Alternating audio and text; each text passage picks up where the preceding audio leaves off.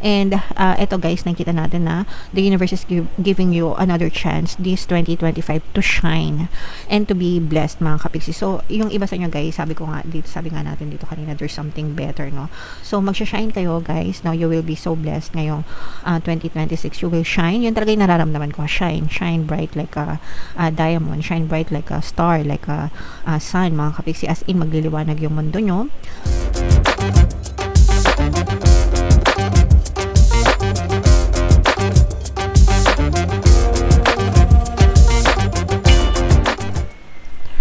Hello guys, hello Gemini, welcome back to Pinay Pixie Tarot. Ang pamagat ng episode natin for tonight is 2026, ang kapalaran para sa Gemini, Sun, Moon, Rising Sign, and Venus. Happy New Year sa inyong lahat, mga kapiksi.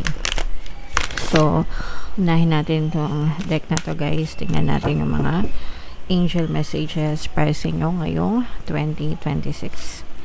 So, meron tayong, it's up to you guys. Be assertive. There's something better. So, yan yung mga angel messages para sa inyo ngayong 2026. So, it's up to you guys. Ibig sabihin nito, ikaw pa rin. Ikaw lang yung pwedeng magdesisyon sa buhay nyo mga kapiksi, kung ano yung gusto nyong mangyari, kung anong gusto nyong gawin. You can ask from your friends or families ng mga suggestions or recommendations or advice, but at the end of the day, ikaw pa rin yung magdedesisyon kung anong gusto mo mangyari sa buhay mo. So it's up to you guys, no? It's your life, it's your responsibility, it's your accountability, but you always have to listen to the voice in your head, mga kapiksi. Follow your intuition. Magdasal every time na kailangan mo magdesisyon, and listen to your intuition, kasi yung intuition natin guys, ginagabayan yan ng ating mga spirit guides para hindi kayo magkamali sa kahit anong desisyon na gagawin nyo sa buhay nyo. Okay? Alright. And ngayong 2026, Gemini, you're being advised na mas maging assertive kayo, mas mag-take kayo ng action, mas maging responsible kayo. Kumbaga, be assertive, take charge, be in charge of your destiny, mga kapiksi. Take control of your life, okay? And konting initiative, konting kilos. Kumbaga, wag kayong basta-basta lang na mag-antay ng mga opportunities, when in fact pwede ka namang mag-create ng mga opportunities, no?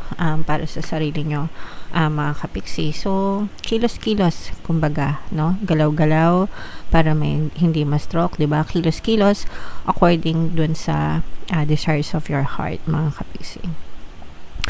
And of course, there's something better for you, something na deserve nyo, nakalaan para sa inyo for 2026. So this is something that you should look forward to, especially kung feeling nyo hindi nyo na meet yung mga goals nyo, yung mga desires nyo ngayong 2025 for some reason, mga kapiksi, pwedeng hindi talaga siya para sa inyo, and there may be something better na nakalaan para sa inyo for 2026, and Gemini. So you can let go of the past and move forward sa magagandang pangyayari or events, no, na maaring dalhin sa inyo ng 2026, Gemini. So yan yung mga angel messages. Dito naman guys, ito naman yung mga love messages for you, no? Love messages, love advice for 2026 guys. So tingnan natin. So bunot ulit tayo ng tatlo guys, kung ano lang yung makaresonate. Take that message guys, kasi iba-iba naman kayo ng sitwasyon, mga kapiksi. So call in your soulmate, mga kapiksi. Ipagdasal, affirm your prayers, your affirmations, your visualizations guys. They help bring you together kung ano talaga or sino talaga yung tamang specific person na para sa inyo, especially guys yung pagdadasal, okay? This will definitely resonate dun sa mga kapiksi natin na naghahanap or nag-aantay ng mga pag-ibig, no, na dumating sa kanilang buhay. Hindi pa dumadating guys, ipagdasal nyo na. And especially kapag nandyan na sila. So, sa mga sa mga kapiksi natin na may mga SP, continue praying for your relationship and for your partner. Kung ano talaga yung ideal sa isip nyo, no, na ito yung ideal person ko, ito yung gusto ko na maging specific person ko, makarelasyon ko, stick with it, guys. Kumuha kayo ng listahan, kung ano yung mga characteristics na gusto nyo, personalities, diba, hindi lang physical, even yung personalities nila, guys, ilista nyo and ipagdasal nyo lahat yon, mga kapiksi, para yun talaga yung ipagkalab sa nyo ni universe, guys. Okay? And yung mga magagandang katangian ng person nyo, ipagdasal nyo rin para yun at yun din yung inyong ma-experience sa inyong physical reality. So, pagdating sa love, guys, talagang pinagdadasal yan, guys. Okay? Minsan kasi nakakalimutan na natin ipagdasal kapag nandyan na, no? Akala natin yun na, pero nakakalimutan natin ipagdasal yung continuity ng pagkakaroon ng harmonious na relationship. So, don't ever stop praying for that harmonious relationship, guys. Okay? May magha-honeymoon. Wow, yay! For some of you guys, no, pwedeng nasa honeymoon stage kayo sa 2026. Matuloy yung mga kasal nyo, yung mga pagsasama nyo, mga kapiksi. Pero pag sinabing honeymoon stage, as in talagang very harmonious yung relationship nyo, punong-puno ng pag-ibig and pagmamahal sa isa't isa, Gemini. And i-let go nyo, you guys, no? Another love advice is to let go of control issues, kasi hindi naman natin dapat talaga na kinokontrol yung mga person natin, and hindi naman natin kaya din, okay? Na kontrolin sila, mga kapiksi. So, hayaan nyo na mag-grow kayo parehas, mag-mature kayo, mag-grow kayo together dun sa relationship, mga kapiksi. Mas maganda yon, okay? So, wag nating kontrolin yung mga person natin, Gemini. So, comment down below if feeling nyo nakaresonate kayo dyan sa mga messages na yan, guys. So, shuffle natin to. Hanapin natin yung energy ng Gemini. Habang sinashuffle ka to, guys, panoorin nyo muna yung video natin regarding sa ating paano mag-manifest ng abundance video course. Kapiksi, sawa ka na ba sa mga struggles at hirap sa buhay mo? Masipag ka ba at masikap sa buhay ngunit hindi ka pa rin umaasenso? Ilang beses ka na bang nag-attempt mag-negosyo at mag-invest pero palagi ka pa rin nalulugi? Sa pagkakataon na ito ay maaaring may subconscious beliefs ka na nagiging balakid sa iyong pag-unlad at pagyaman. Introducing, paano mag-manifest ng abundance video course. Dito ay matututunan mong ma-overcome ang mga balakid mo para tuluyan ka ng umunlad, umasenso, sumagana, maging matagumpay, successful at maswerte sa iyong kabuhayan, pera, trabaho, negosyo, salapi at kaperahan ng bonggang-bongga. Dali, mag-send na ng email sa pinoypixie@gmail.com at simulan na ang iyong pagyaman ngayon. Alright, so sa lahat ng gusto mag-avail ng course, guys, naka-flash sa screen nyo. Una, meron tayong paano mag-manifest ng abundance video course, paano mawala ang third party at magkaroon ng harmonious na relationship, paano pabalikin si ex or vice breakup. Sa mga interesado, guys, mag-send lang kayo ng email sa pinoypixie@gmail.com. And sa mga naghahanap ng pampaswerte na lucky charms or lucky bracelet, aventurine tsaka citrin yung recommended ko, guys, may makikita kayong mga link sa description box. So, Gemini, kayo ay represent ng Queen of Swords. Latag natin yung spread nyo. 4 na beses tayo maglalatag ng spread, guys. First quarter, second quarter, third quarter, fourth quarter. Pero, anytime, guys, sa loob ng 2026, pwede nyo ma-experience tong mga energies na to. Negative and positive, lahat babasahin natin, mga kapiksi. So, unahin natin, ito yung first set of deck nyo, guys. Unahin natin yung mga negative, no? For some of you, guys, maaari kayo magkaroon ng mga, ito yung mga regrets, mga kapiksi, no? So, parang yung iba sa inyo medyo mabobroken hearted yung iba sa inyo. Meron kayong mga bagay na pagsisisihan or pinagsisisihan. Pwedeng nangyari siya ngayong 2025, mga kapiksi, and parang sa 2026 hindi pa kayo masyadong maka-move on, so nandun pa yung mga emotional pain nyo, and this is something that happened in the past, guys, na parang pinagsisihan nyo, something na regretful kayo, guys. And okay lang yan, guys, because we cannot change the past, no? Hindi natin mababago yung past, nangyari na yon. Ang magagawa nyo lang is to accept, no? I-accept nyo, tanggapin nyo na okay, nangyari na yon, it's over, I forgive myself and I forgive kung sino man, kung meron man kayong kailangang i-forgive, mga kapiksi, no? Don't take it to heart, mga kapiksi. Huwag nyo masyadong dibdibin and makaka-rouse din kayo dyan. So, if ever man na na-experience nyo itong mga emotional pain na to, pwede kayo guys makinig ng ating Ho'oponopono and Self-Love Subliminal dito sa ating channel para makatulong sa inyong mga emotional pain, mga kapiksi. Okay? Alright. On the positive side, unahin natin sa relasyon, mga kapiksi, for some of you. Ito guys, for some of you, maaring may magbalik from your past, susuyuin kayo. So, this may be ex-lovers, past lovers, mga kapiksi na suyuin kayo, ligawan kayo with the intention na makipag-ayos sa inyo, no? So, it's either makipag-ayos sila sa inyo, gusto nilang gumaan yung kanilang konsensya, especially kung nagawa nila kayo ng hindi maganda, mga kapiksi. Parang gusto nila maghugas kamay or gusto lang nila, gusto lang nilang linisin yung pangalan nila. So, yeah, reconciliation in such a way na gustong makipag-ayos. Not necessarily makipagbalikan, pero gustong makipag-ayos.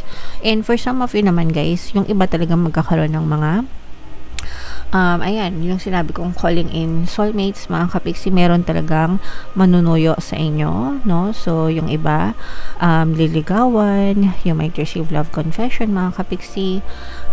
So, yeah, enjoy nyo lang. Applicable to sa mga single guys kung kayo ay in a relationship na, wag na kayong pumatol sa mga manliligaw. And for some of you din, mga kapiksi, kahit in a relationship na kayo, nakikita natin na very harmonious pa rin yung inyong relationship ng iyong partner or specific person. And eto guys, no, tiba kayo sa kaperahan, mga kapiksi. Pagpasok pa lang ng 2026, guys, maganda na agad yung financial status nyo. So, you are very stable and very secure when it comes to your income. Yung mga sources of income nyo, guys, very stable, very secure, maganda. Abundance of money, wealth, and riches yung inyong maaring ma-experience, mga kapiksi. And for some of you guys, you will still explore other chances, other opportunities. Yung iba sa inyo guys, parang feeling ko a-attend kayo ng mga seminars, ng mga events, no? Para matuto kayo, mag-grow pa yung money nyo, or parang ang focus nyo kasi for some of you is more on parang financial literacy, okay? Financial literacy para matuto kayo kung paano pa magkaroon ng multiple streams of income, or ma-build nyo yung wealth nyo, no? Passive wealth, active wealth, ganyan. Pero this is building wealth, mga kapiksi, for some of you, okay? So, maganda yan guys, kasi umaattend din ako ng mga ganyan paminsan-minsan. So, napaka motivating, mga kapiksi. So, and marami kayong matututunan, okay? So, i-main-main nyo na yan, mga financial security, financial abundance, itong mga reconciliation na to, guys, exploration, harmonious relationship. So, yung mga i-take note nyo, mga kapiksi. And, another set of energies, guys, dito meron tayong presence ng water sign, Cancer, Pisces, Scorpio. And yeah, so dito nakikita natin mga kapiksi, yung may mga stress, no? Ito yung mga stress nyo, pero ito guys, malalampasan nyo to kasi you will also heal. So yung sinasabi natin ng mga emotional pain, mga kapiksi, na inyong nararamdaman, pwedeng medyo lumala pa siya, but at the same time you will try. At saka ito guys, no, kasi yung iba sa inyo baka malulong kayo sa alak, sa alcohol, no? Dahil sa mga stress nyo, sa emotional pain. Minsan nakakatulong, pero temporary lang, guys, no? Kasi minsan talaga ganun, no? Meron talagang mga tao na dinadaan na lang sa inom kapag may mga problema. Pero, guys, temporary lang yan. Kasi, pagising nyo, yung problema hindi naman nawawala. Nandyan pa rin, okay? So, medyo iwasan nyo yung pag-inom, mga kapiksi. Umiwas kayo sa alcohol. Kasi wala naman talaga siyang mabuting nadudulot, guys. Okay? So, yun, iwasan nyo, guys. And, so, yung nakikita natin sa negative. On the positive, guys, naman, so, mag-heal din kayo, wag kayo mag-alala, makaka-move on din kayo, makaka-recover din kayo, and magkakaroon kayo ng chance na ma-realize, no, na this is not worth it. Hindi, sayang lang yung mga luha ko dito sa mga pag-iyak-iyak na to. Okay? So, magigising din kayo dyan. It's okay to cry, guys, as part of healing. Bahagi ng healing yan. So, it's okay. Cry all you want. Pero wag naman masyadong, kumbaga, i-balance nyo rin, di ba? Parang, learn when to stop. Okay? Nasa sa inyo din yan. Kailangan nyo rin magkaroon ng disiplina, mga kapiksi. And, eto guys, nakikita natin na the universe is giving you another chance this 2025 to shine and to be blessed, mga kapiksi. So, yung iba sa inyo guys, sabi nga natin dito kanina, there's something better, no? So, magsha-shine kayo guys. Now, you will be so blessed ngayong 2026. You will shine. Yun talaga yung nararamdaman ko. Shine bright like a diamond. Shine bright like a star, like a sun, mga kapiksi. As in, magliliwanag yung mundo nyo. So, matatapos din yung mga pag-iyak nyo, mga kapiksi, and magsha-shine din kayo. Aside dito sa mga blessings na to guys, itong something better na to guys, it means more blessings, more time para mag-shine kayo and sumakses kayo sa inyong buhay, mga kapiksi. You will be in a much better place right now. Yung iba sa inyo guys, magkakaroon ng movement, no? So, maaring magkaroon ng paglipat. So, relocation, movement. So, it's either mag-relocate kayo ng bahay, lumipat kayo ng lugar, lumipat kayo ng trabaho. But definitely, there's gonna be some relocation. And yung pupuntahan nyo guys, it's a greener pasture for you.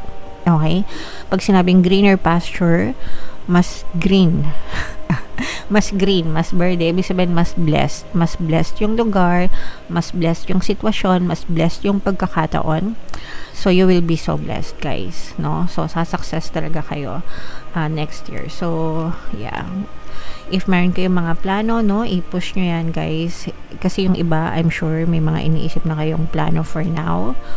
So, I'm sure it's already part of your plan. Kaya, kung nagpaplano kayo, i-push nyo na yan, guys. Kasi greener pasture talaga yung nag-aantay sa inyo. Most probably, second quarter ng 2026. Ito naman, guys, sa third quarter, medyo may mga pagkanega dito, guys, no? Kasi dito talaga, yung stress, guys, na nakikita natin from first quarter, second quarter, until third quarter, medyo lalala siya, mga kapiksi. So, kailangan nyo talagang tulungan yung sarili nyo para hindi lumala itong mga stress na to, guys, no? So, there will be a lot of disappointments.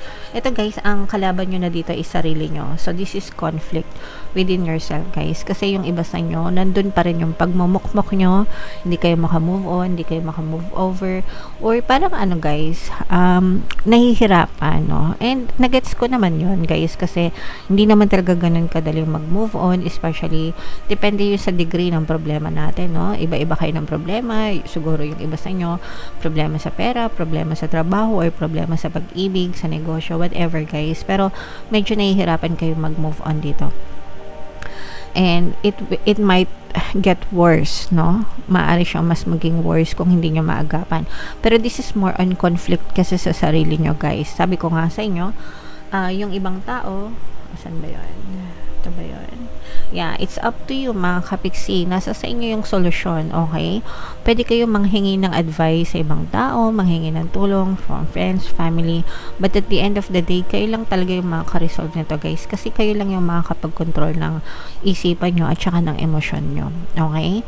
And ang nakikita natin dito is more on conflict na to sa sarili nyo. Nagtatalo yung isip nyo, mga kapiksi. Minsan okay kayo, minsan down kayo. And okay lang, naiintindihan ko. It's normal. Pero again, no, you should help yourself as well para hindi na lumala yung stress mo, toxicities mo sa buhay.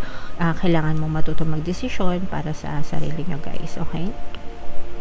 And dito may presence ng water sign, water sign and earth sign, Capricorn, Taurus, Virgo. So, ito guys, yung sinasabi natin ng mga new beginnings. For some of you, there will be new beginnings. Sabi ko nga guys, kung meron kayong mga pinaplano, no? Ito guys, these are your, parang mga plano nyo para sa mga pangarap nyo, mga kapiksi. So, you will start to plan, you will start, kumbaga parang, sabi ko nga kanina, di ba, you will shine bright like a diamond, mga kapiksi. And yung path na tatahakin mo for next year is meron talaga siyang kinalaman sa pangarap mo sa buhay. So yung dream mo, no, so kung kunwari pangarap mo maging nurse, or pangarap mo maging doktor, or pangarap mo maging police, no? So parang itataboy ka talaga ni universe dun sa tamang path para maabot mo yung mga pangarap mo na yun. Whatever, guys, kung ano man yung pangarap nyo, gusto nyo maging negosyante, or vlogger, or P-pop idol, yeah. Sikat na yung mga P-pop ngayon, guys. Kahit ano pa yan. And regardless of age, no, hindi lang yan para sa mga bata, hindi yan lang sa mga, even sa mga adults, guys. As long as meron kayong willingness, no, pwede yan mag-pave ng daan para sa mga pangarap nyo sa buhay. So, your dreams will definitely come true, guys, no? Ngayong 2026, syempre sa inyo nakasalalay yan. So, make sure na focus kayo, guys, sa mga dreams nyo. But, again, there are new beginnings paving your way towards your dreams, mga kapiksi. Okay? So, imay-imay nyo na yan, mga dreams coming true, mga pangarap nyo. I-comment nyo na rin, Gemini, kung ano ba yung mga pangarap nyo sa buhay, mga kapiksi. Ako, pangarap ko talagang maging tambay na kumikita. And naabot ko na yung pangarap na yan, guys, sa mga ilang years na. Okay? So, what else, mga kapiksi? Yung last set of deck natin, guys. So, dito, this is more on positive, guys. Kasi nakakita tayo, again, for some of you, parang you are fighting to become a better version of yourself, mga kapiksi. And guys, parang nare-realize mo na ang tagal mo na stuck sa buhay, parang magpapahinga ka, no? So, meron ditong retreat. Ito, nararamdaman ko yung pagsuko, guys, no? Parang retreat, surrendering to the universe, mga kapiksi. Parang papaubaya mo na kay universe. Yung lahat ng bigat ng dalahin mo, you are surrendering to the universe, mga kapiksi. And bumabalik ka na sa ulirat mo, no? Yung self mo, yung self-love, yung pag-aalaga mo sa sarili mo, mga kapiksi. So, kumbaga nare-realize mo na yung mga luha na sinayang mo. Okay? And sabi ko nga, babalik ka na sa tamang ulirat, guys. And you will become a better version of yourself, mga kapiksi. Ngayong 2026, guys. And yeah, so dito, guys, nakikita natin, kagaya nga ng sabi, you will become more peaceful, no? Mas magiging peaceful ka, and you will find solutions, mga kapiksi. So, itong mga solutions na to, these are solutions from the universe. Binibigay sa'yo ni universe yung mga solutions, yung mga problema mo. Kaya mas nagiging peaceful ka, kaya mas nagiging panatag na yung kalooban mo, no? By the end of 2026, mga kapiksi. And again, no? So, yung sinabi ko nga sa inyo kanina na love connection, no? So, there will be love confession, love connection, honeymoon stage, mga kapiksi. So, dito, yung harmonious na relationship, no? For some of you, mararanasan nyo yan, mga kapiksi talaga for 2026. So, yeah, para sa mga nag-aantay ng pag-ibig, guys, no? And ito, nakikita natin na parang mas magiging yung positive changes, mas mararamdaman nyo siya sa last quarter ng 2026, kasi parang nabubunot yung mga tinik nyo, guys, and parang dito na kayo pwedeng nag-complete na yung healing nyo, or kung hindi man, at least nababawasan na yung mga emotional pain nyo, guys, at saka kalmado na yung isipan nyo kasi. So, kapag kumakalma na, doon na talaga nararamdaman yung mga changes sa buhay, mga kapiksi, yung mga positive changes, okay? So, comment down below, guys, if feeling nyo naka-resonate kayo dyan. Sobrang may mga negative, of course, but definitely mas marami pa rin naman positive, Gemini. So, doon tayo mag-focus sa positive. Again, no, you will shine, mga kapiksi, ngayong 2026. So, yun na lang yung alalahanin nyo, mga kapiksi. Okay? So, bubunot pa tayo ng additional message. Ito yung para sa love life, and yung isa naman is para sa life messages. And by the way, no, pwede nyo itong panoorin ng paulit-ulit, guys. Panoorin nyo ngayon bago matapos yung 2026. Pagpasok ng 2026 and for the rest of 2026, guys, pwede nyo siyang ulitin monthly or quarterly. Ibangga nyo din sa mga monthly reading para ma-refresh sa isip nyo, no, yung kapalaran nyo for 2026, guys. So, ito yung mga additional messages. So, sa love, mga kapiksi, there should be balance, no? There needs to be a healthy balance of physical, emotional, and spiritual intimacy for a relationship to be sustainable. So, dapat lahat balance, mga kapiksi. Dapat lahat ng, kumbaga, saktuhan lang yung isip nyo, yung puso nyo, yung binibigay nyo, again, physical, emotional, and spiritual. And ganun din, dapat kung meron kayong binibigay, dapat meron din kayong natatanggap from your person, mga kapiksi. So, make sure na nag-uusap kayo, di ba, nagkakaintindihan kayo, make sure na nag-agree kayo sa lahat ng mga bagay, no? Kumbaga, may mutual na agreement kayo, mga kapiksi. Communication is key, 'di ba? Is the key to a harmonious relationship. So, makipag-usap kayo ng maayos sa mga person nyo para walang problema sa relasyon.